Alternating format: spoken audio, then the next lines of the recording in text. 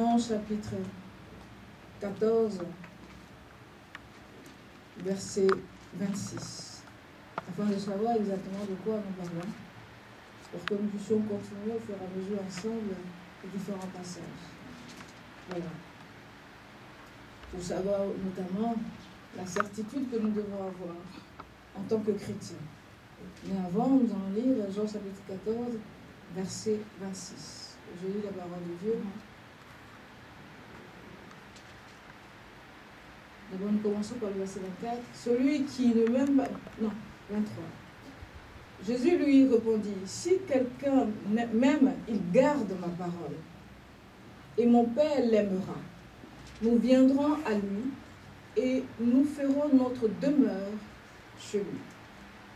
Celui qui ne m'aime pas ne garde point mes paroles. Et la parole que vous attendez n'est pas de moi, mais du Père qui m'a envoyé. Je vous ai dit ces choses pendant que je demeure avec vous.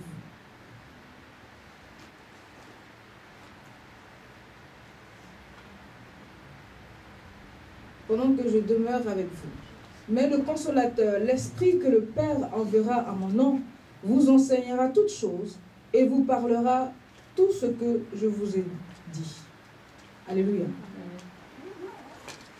Le Saint-Esprit. Le thème aujourd'hui, c'est le Saint-Esprit. Nous devons avoir d'abord, un chrétien doit avoir la certitude d'avoir l'amour du Seigneur. L'amour du Seigneur, c'est... D'abord, quand on parle d'amour, on parle d'attachement. Alléluia. Quand tu dis j'aime quelqu'un, il faut aussi avoir l'amour. L'amour, c'est l'affection et l'attachement. Nous devons nous attacher à Dieu. Mais tu dois t'attacher à Dieu par le Seigneur, Jésus-Christ. Alléluia. Celui qui dit qu'il aime Dieu et n'aime pas le Seigneur Jésus-Christ, celui-là, il se trompe. Alléluia. Parce que l'amour de Dieu réside dans le Seigneur Jésus-Christ. Et celui qui aime le Seigneur Jésus-Christ doit avoir la certitude de l'assurance que Dieu l'exauce. Alléluia. Tu dois avoir la certitude, tu dois avoir la certitude que Dieu t'exauce, que Dieu est avec toi et que Dieu combat pour toi. Amen. Tu dois avoir la certitude que Dieu, que ta prière est exaucée et que tu as hérité de la vie éternelle. Alléluia. Et la vie éternelle en tant que temps, mais aussi en tant que personne. Quand je parle de la vie éternelle, je parle du Seigneur. Tu dois avoir la certitude que tu possèdes le Seigneur. Et tu possèdes le Saint-Esprit en toi. Alléluia. Le Seigneur dit ici que mais le consolateur, l'Esprit Saint, que le Père enverra en mon nom. Allez. Si tu aimes le Seigneur, si tu aimes le Seigneur, que tu laisses la place au Saint-Esprit, alors le Saint-Esprit crée en toi une nouvelle personne. Alléluia. Et c'est cette nouvelle personne qui t'oriente vers l'esprit de vérité, vers l'esprit de justice, vers l'esprit réel d'amour. Parce que les gens disent « j'aime », mais ils n'ont pas d'amour. Tu peux aimer la chaise, mais tu ne peux pas avoir de l'amour pour la chaise. Alléluia. C'est pour ça que le Seigneur dit « aimez-vous les uns les autres ». Alléluia. La meilleure façon d'aimer quelqu'un, c'est de lui parler du Seigneur Jésus-Christ, c'est de l'inviter. Toi, en l'invitant, tu éprouves son amour pour toi. Parce que quand tu invites une personne, tu dis par exemple, allons vers le Seigneur, c'est toi-même, ça te rassure si cette personne que cette personne a un bon fond. Alléluia. Même si la personne n'a pas un bon fond, n'avait pas un bon fond, ou si la personne, on dit cette personne n'est pas bien, mais le fait que cette personne accepte ton invitation, ça veut dire que cette personne a une démarche de connaître le Seigneur pour que le Seigneur puisse transformer son cœur. Alléluia. C'est dans la vie du Seigneur que demeure la transformation. Alléluia. Personne ne peut être transformé ni connaître Dieu si la personne ne connaît pas le Seigneur Jésus-Christ. Amen. Le Seigneur dit le Saint-Esprit. Et quelque part d'autre, le Seigneur dit le Saint-Esprit vous enseignera. Alléluia. C'est le Saint-Esprit qui enseigne. Le Seigneur n'est plus là, mais il envoie le Saint-Esprit. Le Seigneur dit au verset, l'Esprit de vérité que le monde ne peut recevoir parce qu'il ne le voit pas, ne le voit point et ne le connaît point. Alléluia. Le monde. On ne parle pas du monde physique, ni du monde matériel. On parle du monde spirituel. Alléluia. Le monde spirituel qui attire l'être humain vers les choses mauvaises. Amen. C'est de ce monde-là que parle le Seigneur. Parce que Dieu a créé le monde. Donc Dieu ne peut pas détester ce qu'il a créé. Mais le Seigneur parle du monde spirituel, c'est-à-dire que de la force de Satan. Amen. Celui qui n'a pas le Seigneur dans son cœur, celui qui rejette le Seigneur, ne peut pas comprendre les choses de l'Esprit. Ne peut pas comprendre qui est le Saint-Esprit. Amen. Parce que c'est le Saint-Esprit qui dirige toutes choses. Le Seigneur dit dans sa parole, dans ce passage, que « Mais vous, vous le connaissez ». On le connaît pourquoi? On le connaît parce qu'on a accepté le Seigneur. Non pas dans notre intellect, mais dans notre cœur. Et nous avons accepté que le Saint-Esprit nous transforme. Parce que si tu as accepté le Seigneur, que tu ne te laisses pas transformer par le Saint-Esprit, alors tu n'es pas né de nouveau. Vous comprenez la parole que le Seigneur a dit à Joseph et à Nicodème. Celui qui n'est pas né de nouveau. Être né de nouveau. Si on n'est pas né de nouveau, nous ne pouvons pas comprendre les caractéristiques, ni la dimension du Saint-Esprit, ni l'importance du Saint-Esprit. Or, le Saint-Esprit a toujours existé. Le Saint-Esprit a toujours existé depuis Genèse. Alléluia. Nous allons aller dans le livre de Genèse, parce qu'au fur et à mesure, j'aimerais bien que vous...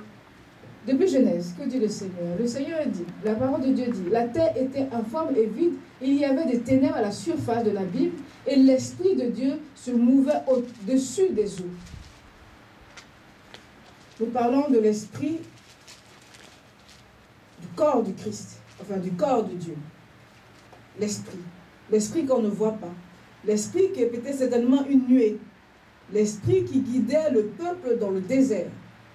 L'Esprit qui orientait la direction du peuple vers la délivrance. Cet Esprit a tout formé. La Bible dit, Dieu dit que la lumière soit et la lumière fut. La lumière était le Seigneur Jésus-Christ. Donc les deux étaient partenaires. Le Seigneur, Dieu Tout-Puissant, de lui, a créé la lumière. Alléluia. Et la Bible dit dans Jean, au premier verset de Jean, au premier chapitre de Jean, que la lumière est venue dans le monde pour éclairer les ténèbres. Alléluia. Nous parlons toujours du Saint-Esprit. Et quand nous évoluons vers Genèse chapitre 6, où le Seigneur dit que son esprit ne demeurera plus dans le corps des humains. Alléluia. Genèse chapitre 6. Je voudrais vous, avant de rentrer dans... Vous comprenez que le Saint-Esprit a toujours existé et que c'est à travers le Seigneur nous avons vraiment connu le Saint-Esprit. Le Seigneur dit au chapitre 6, verset 3, « Alors l'Esprit, l'Éternel dit, « Mon esprit ne restera pas à toujours dans l'homme, car l'homme n'est que chair et ses jours seront de 120 ans. » Alléluia.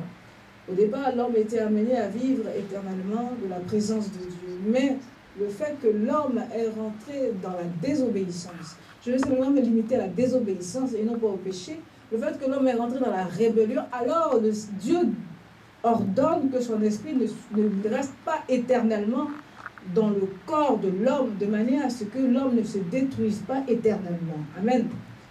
Pourquoi? Mais parce que Dieu n'échoue pas. Dieu ne joue pas dans sa création et dans les choses qu'il a mis à cœur de faire à travers l'homme. Et c'est la raison pour laquelle le Seigneur a fait venir le Seigneur Jésus-Christ afin de racheter toute créature de Dieu. Alléluia. Dans Jean chapitre 3, verset 16, le Seigneur dit, Dieu a tant aimé les hommes qu'il a envoyé son Fils unique, afin que quiconque croit en lui soit sauvé. Nous parlons du Seigneur Jésus-Christ.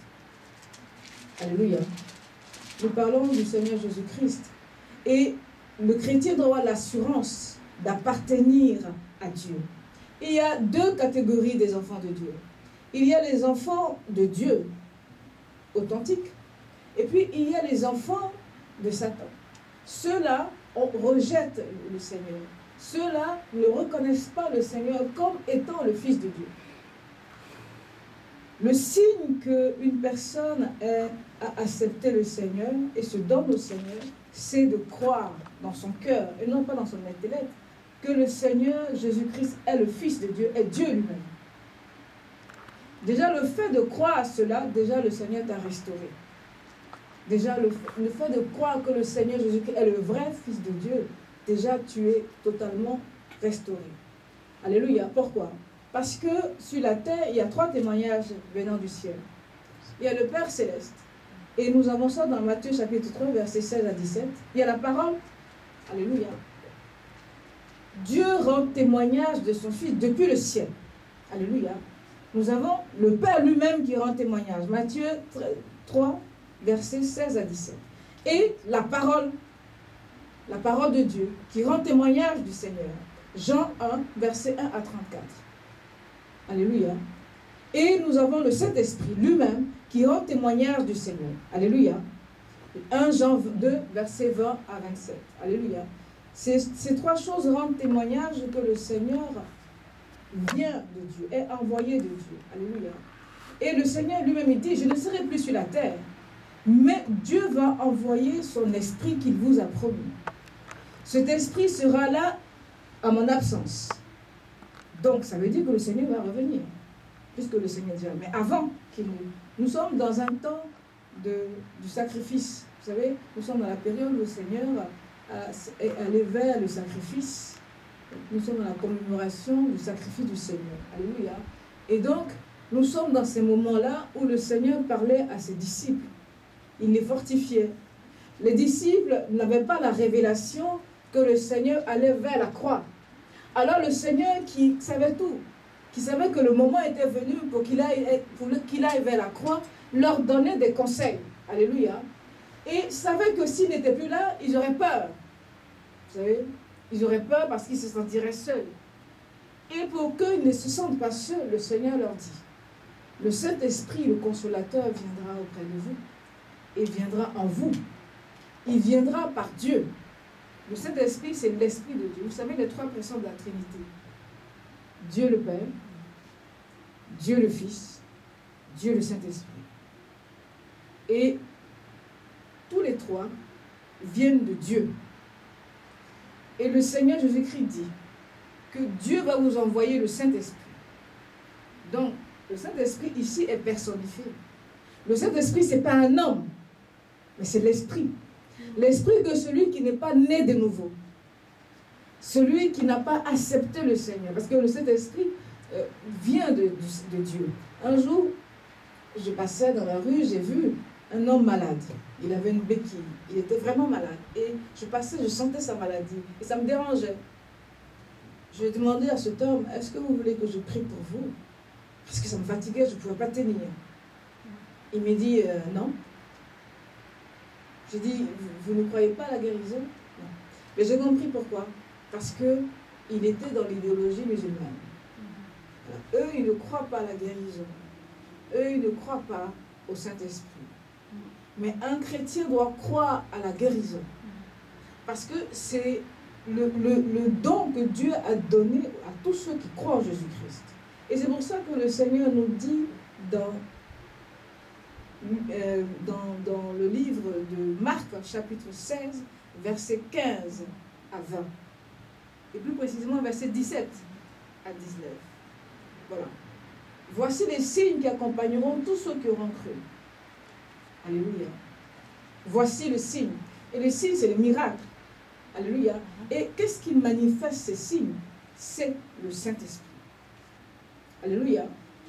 Le Saint-Esprit manifeste ces miracles parce qu'il vient de Dieu. Alléluia. Et Dieu est le Dieu créateur. Toute la création de Dieu, c'est un miracle. Alors, comment nous avons su ça? Et comment Moïse a su ça? Moïse a su par révélation. Pourquoi? Parce que Dieu parle aux hommes par révélation. Alléluia. La semaine dernière, nous avons vu Moïse en tant qu'intermédiaire de Dieu qui faisait la navette entre la montagne Sinaï et le peuple. Mais Moïse recevait